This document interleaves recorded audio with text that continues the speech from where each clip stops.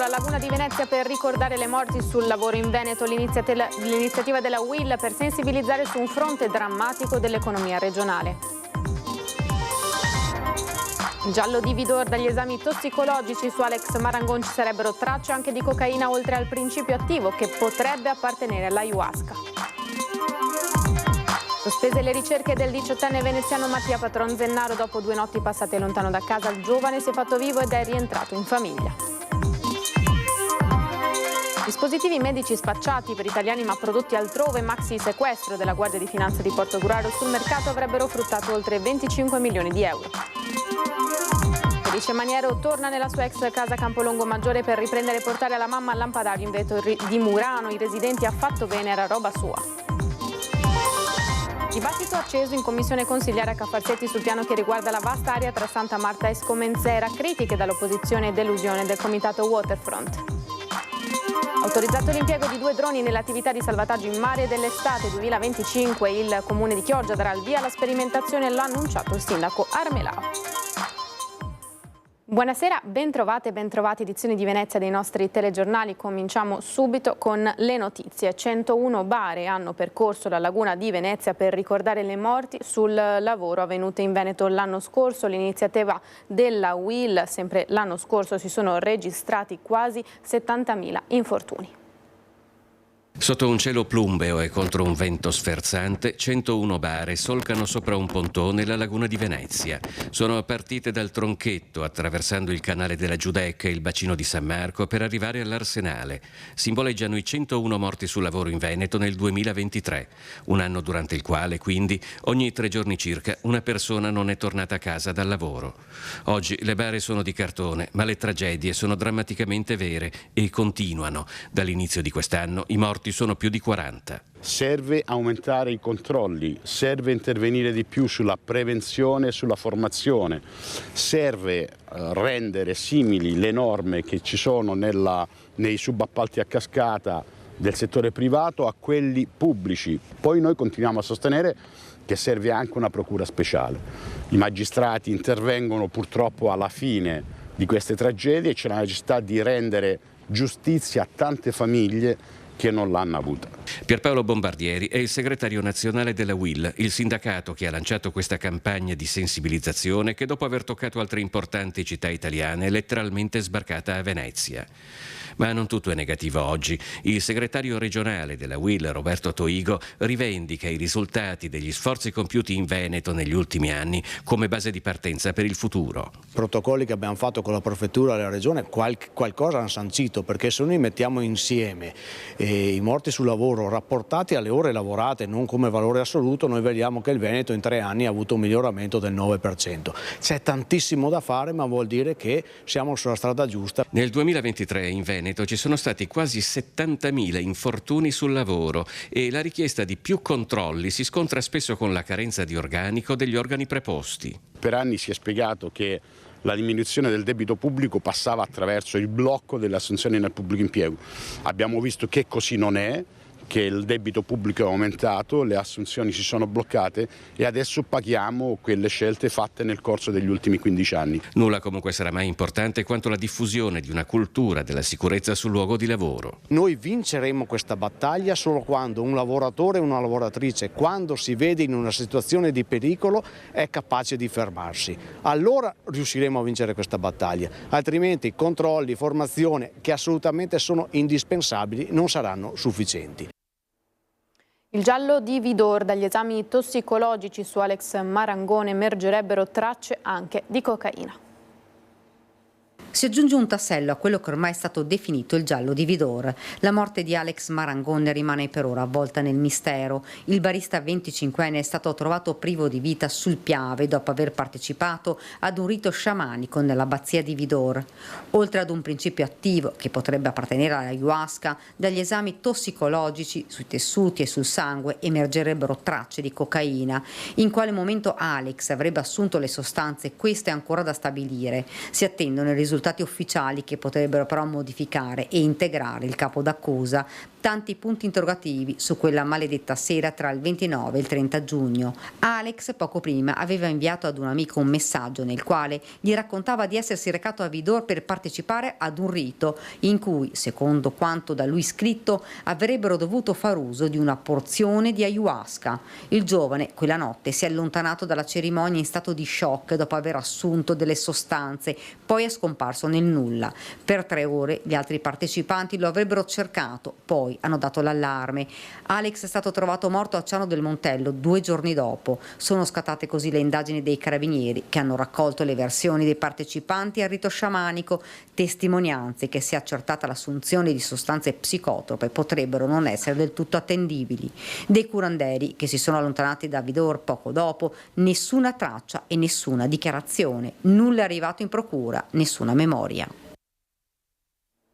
Sospese da questo pomeriggio le ricerche di Mattia Patronzennaro, il 18enne veneziano uscito di casa lunedì mattina per andare a scuola al liceo Foscarini senza più rientrare. Dopo 2 notti trascorse lontano da casa, il ragazzo ha fatto rientro in famiglia. I genitori disperati avevano infatti sporto denuncia ai carabinieri di Venezia e la sorella Giada aveva lanciato un appello social chiedendo di condividere a chiunque ne fosse a conoscenza quante più informazioni possibili.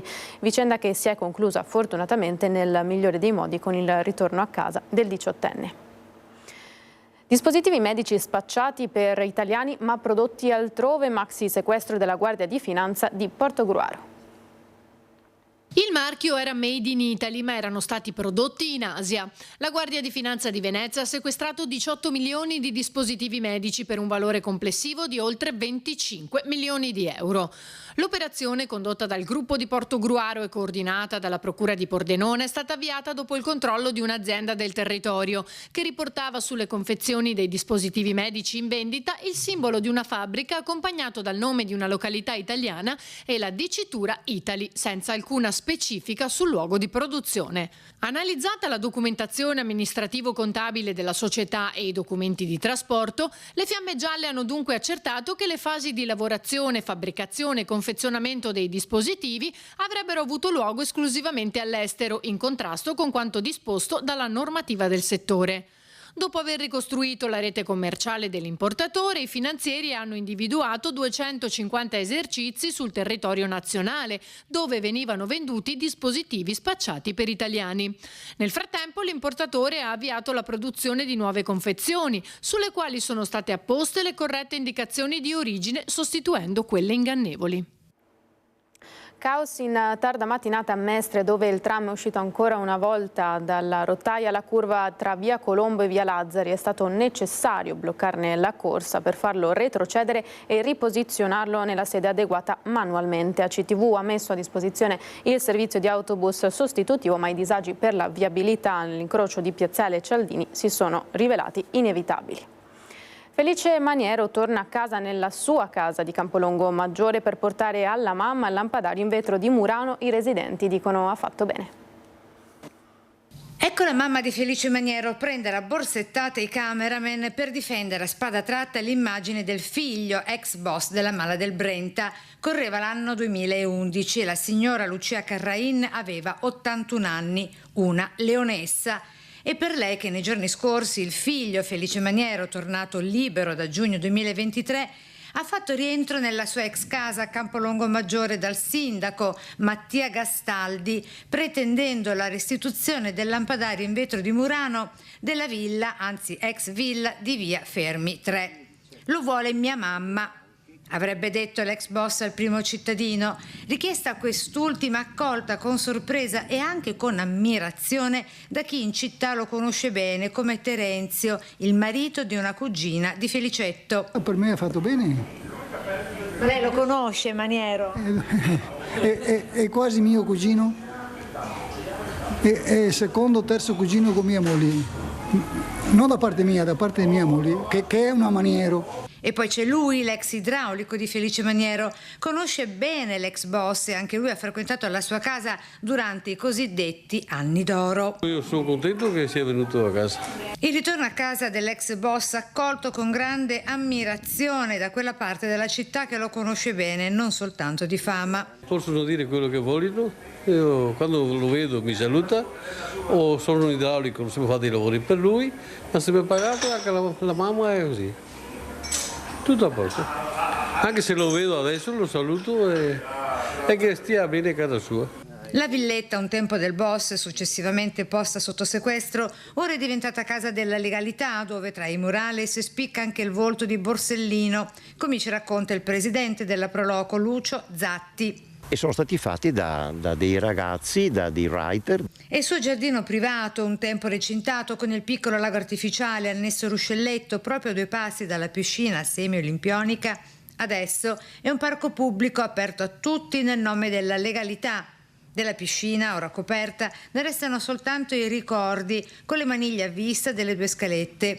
Anche Zotti ha avuto modo di conoscere l'ex boss. Ma lei cosa ne pensa del fatto che Maniero sia tornato nei giorni scorsi per riprendersi uno dei suoi beni, il famoso lampadario? Sicuramente questa è una cosa che devono valutare a livello chiaramente legale, non saprei, nel senso che se questa cosa è concessa non lo so. Dibattito acceso quello in commissione consiliare a Ca' Farsetti sul piano che riguarda l'area tra Santa Marta, San Basilio e Scomenzera, critiche dall'opposizione e delusione del comitato Waterfront. Siamo stati convocati in commissione al Comune, la 4ª, la 5ª e la 9ª commissione, a fronte della petizione che avevamo presentato con la raccolta di quasi 600 firme al Comune stesso. Abbiamo avuto la sorpresa che è stata convocata, ovviamente lo sapevamo già, anche l'autorità portuale. Questa circostanza ci sembra molto singolare perché noi avevamo presentato la petizione al Consiglio Comunale proprio perché non avevamo avuto ascolto dall'autorità portuale e avevamo articolato tutta una serie di interrogativi da presentare proprio al Comune. Ma questi interrogativi non hanno avuto risposta. Il fulcro riguarda sempre il progetto dell'autorità portuale che ridisegna l'aspetto e le funzioni della vasta area tra Santa Marta, San Basilio e Scomenzera e su cui il comitato Waterfront, composto da un consistente gruppo di residenti, si oppone e vuole risposte. Il Comune non solo può ma deve intervenire. Il Comune può dire la sua in merito a nuove edificazioni, ma di questo non è stato detto nulla. Non solo. C'è il problema anche della stazione ferroviaria. La stazione ferroviaria, il Comune avrebbe dovuto dirci qualche cosa sulla stazione ferroviaria. Ci pare però che ad oggi, almeno da quello che è stato detto dall'autorità portuale, la stazione ferroviaria non sarebbe nemmeno essenziale. Lo cogliamo con molto entusiasmo, con molta gioia questa notizia, perché invece ci pare che non solo nel documento preliminare di progettazione sia indicato, ma è una cosa di cui si è discusso anche con la Regione, quindi, e con le reti ferroviarie italiane. L'autorità portuale replica invece che lo spazio per il dialogo ci sia stato. La commissione consiliare, si legge, giunge dopo una fase partecipativa della progettazione, circa 50 incontri con istituzioni, concessionari e operatori, al fine di condividere gli obiettivi del progetto e raccogliere suggerimenti. La fase di ascolto, conclude, ha consentito di sviluppare un progetto di sintesi ottenuto applicando una metodologia scientifica. Ma il comitato non la pensa allo stesso modo e aggiunge che alla richiesta di un sopralluogo sul posto la Presidente abbia addirittura chiuso la commissione. Se ci hanno, come pare, negato il sopralluogo, non ci resta a questo punto che rivolgerci a Roma. Siamo infatti convinti che si debba ora procedere con un'interrogazione parlamentare. L'autorità portuale ci ha chiuso la porta in faccia, ci siamo rivolti al Comune perché volevamo un contributo da parte del Comune, volevamo essere ascoltati come cittadini, ma da questa commissione mi pare che non si sia ricavato nulla di buono, anzi a questo punto non ci resta quindi che andare a Roma. Sfrattata per morosità e ancora alla ricerca di un alloggio, mi incatenerò ad una panchina, sono disperata, la storia di Donatella. Nell'incontro con gli assistenti sociali che cosa è emerso? Cosa le hanno detto? Le hanno fornito qualche aiuto?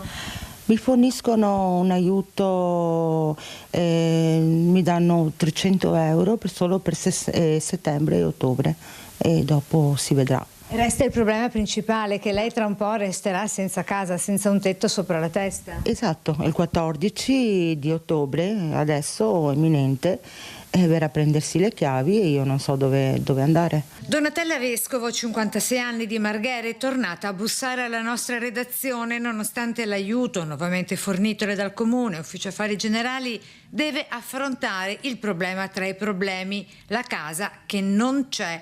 Manca meno di un mese allo sfratto per morosità e con uno stipendio come donna delle pulizie di 170 euro mensili non trova in affitto nemmeno una stanza, figuriamoci una casa, dice.